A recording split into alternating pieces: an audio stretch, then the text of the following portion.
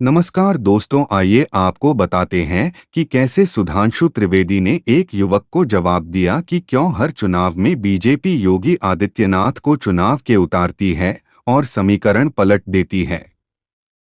साथ ही खुजलीवाल के भक्त को कैसे जवाब दिया गया। की पार्टी कमजोर है दिल्ली में, इसलिए आपने योगी आदित्यनाथ को बुलाया है। फिर आप ये समझते कि आप जीत नहीं पाएंगे यहाँ पे। योगी आदित्यनाथ को क्यों बुलाया? योगी आदित्यनाथ हमारे सीएम है। कौन एक राज्य बताइए जिसमें ना गए हो प्रचार करने? ये तो अजीब प्रश्न है। और मैं एक और वैसे एक बात कह दूं, सुनिए अंजना जी, देखिए कमल तो अपने आप खिलता है, मगर झाड़ू को पंजे की जरूरत रहती है।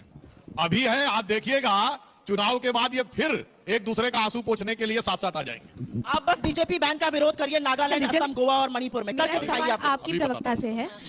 जैसे कि हम जानते हैं पंजाब पुलिस फोर्स अरविंद केजरीवाल जी को सिक्योरिटी प्रोवाइड करी है, तो लॉ एंड ऑर्डर तो एक राज्य का विषय है और पंजाब पुलिस फोर्स का जुरिस्डिक्शन तो सिर्फ पंजाब तक है, तो फिर वो सिक्योरिटी के नाम में दिल्ली में काम क्यों कर रही है? और क्या ये पुलिस फोर्स का राजनीतिकरण कहा जा सकता है? नहीं, मैं ये बता दूं आपको कि पुलिस प्रोटेक्शन के लिए अगर अरेस्ट करना हो, इंक्वायरी करना हो, उसके लिए परमिशन चाहिए होता है दूसरे स्टेट में जाने को, बट अगर प्रोटेक्शन करनी हो उसके लिए नहीं चाहिए होता। That is okay, that is acceptable, ये हमारा कानून है। दूसरी चीज एक और बता देती हूँ, क्योंकि योगी आदित्यनाथ जी की बात हो रही है। सर निकालिए ना, निकालिए। योगी आदित्यनाथ जी पिछली बार 2020 में 14 जगह दिल्ली में रैली किए थे, इस बार भी 14 जगह का प्लान है। पिछली बार भी बुरी तरह हार गई थी वो सारी सीटें भाजपा, इस बार भी वही होगा। मेरा क्वेश्चन आम पार्टी की प्रवक्ता से है कि पहले जब दूसरी सरकार थी तब केजरीवाल जी बिना किसी सिक्योरिटी के आराम से घूम रहे थे, अभी उन्हें केवल जेड प्लस सिक्योरिटी की क्या जरूरत पड़ी जब ऑलरेडी वो सत्ता में आ चुके हैं? इसका कोई लॉजिकल रीजन है या फिर उनका कोई पॉलिटिकल मुद्दा है कि फेम में आना है इसलिए उन्होंने उनको फेम की जरूरत, मतलब आपको पता ही है, he is one of the most popular leaders India ever had, most popular party which grew in 10 years. I get it, I am coming to your answer, I am coming to your question. But अभी बार बार हमने देखा कि भाजपा के नेता ही they are out there to kill him. मैंने आपको बताया एग्जांपल, परवेश वर्मा ने 3 लोग लगाए उनके ऊपर पथराव करने के लिए, उनके नाम भी है, I think it is Rajiv, Rahul Tyagi, one Shunty and there is another name which I can't recall at the moment. Delhi विधानसभा के चुनाव है, मेरा सवाल भाजपा के लोगों से है। देखो कांग्रेस तो कोई रेस में ही नहीं है। आम आदमी पार्टी की सीएम लग रहा है, आम आदमी जनता को लग रहा है, आम आदमी पार्टी की सीएम आतिशी है और वो प्रोजेक्ट कर रहे हैं अरविंद केजरीवाल जी को। भाजपा बिना ऐसा होना चाहिए, ऐसा होना चाहिए। क्यों नहीं? जनता जो भी फैसला सुनाए वो हिसाब से करेंगे ना। चुने हुए जो पेश कौन है ये सवाल है। नहीं, दूल्हा कौन है उनका? दूल्हा की दुल्हन क्यों नहीं हो सकती? गजब हो यार। अच्छा, ये बंद कीजिए, दूल्हा बोला। इसका जवाब मैं लूंगी आपसे कि आपका उम्मीदवार कौन है। सुनिए वो पूरा वो सुनिए, जो सबसे ज्यादा गाली देगा, सबसे बड़ा गालीबाज।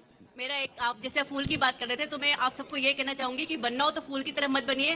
फूल बनोगे तो बिखर जाओगे, बनना हो तो पत्थर की तरह बनिए, जिस दिन तराशेंगे खुदा बन जाओगे। हो ज्ञान की बात है। मेरा सवाल आम आदमी पार्टी से है और कांग्रेस से, दोनों से है कि जब ये दोनों अपने मतलब से मिल रहे हैं और जब योगी जी और हमारे माननीय प्रधानमंत्री जी कुछ करना चाहते हैं तो ये दोनों बीच में रंगा लगा रहे हैं। रंगा लगा रहे हैं। चलिए आपसे शुरू करते हैं, आप जवाब दीजिए, उसके बाद उधर जाएंगे। देखिए चेहरा कौन? चेहरा नहीं है। और ये दूल्हे की बात कर रहे हैं ना, वो एक पुराने वाले गाने की लाइन पिछले कुछ दिनों काफी चली थी ना, कोई जाके इन्हें समझाए, सजनिया के मन में अभी इनकार है, जाने साजन क्यों घोड़े पे सवार है। भाई नहीं मिलने वाला है, खामखा में आप दूल्हा बने फिर रहे हो भैया, बारात आपके साथ सवाल नहीं से है। भाग गया आप। आपका चेहरा कौन होगा सर? दूल्हा दुल्हन छोड़िए, सावरिया सावर सब छोड़िए। आप बता रहा हूँ 27 साल से तो हमारी सरकार नहीं है, तो हमारा तो कोई सीएम रहा नहीं, मगर इनका तो सीएम है और वो चेहरा नहीं है।